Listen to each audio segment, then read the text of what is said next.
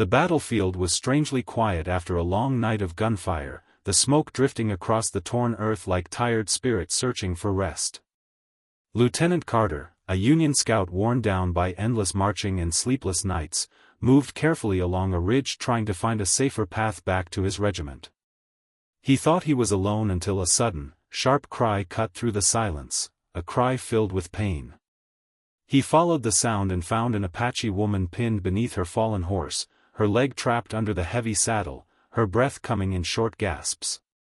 She froze when she saw his blue Union coat, and he hesitated when he noticed the Confederate scarf tied around her arm, marking her as a guide for the enemy troops. For a moment they stared at each other, both expecting the worst.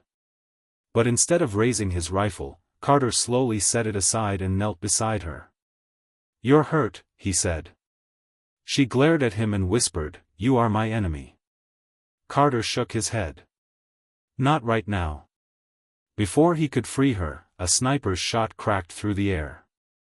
Carter didn't think, he threw himself over her as the bullet slammed into his shoulder, sending him sprawling.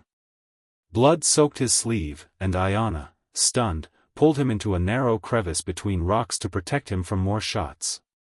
"Why would you do that?" she asked, pressing her hand against his wound to stop the bleeding.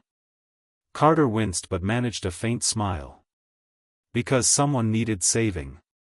For hours they hid, enemy patrols passing dangerously close as she tore strips from her dress to treat his wound. They spoke in whispers, sharing fears, memories, and losses the war had carved into their lives. When night finally fell, she helped him stand and guided him toward Union lines. Before disappearing into the shadows, she looked back and said softly, "You saved my life today. One day, I will return this life to you." And then she was gone, no longer his enemy, but a promise waiting in the dark.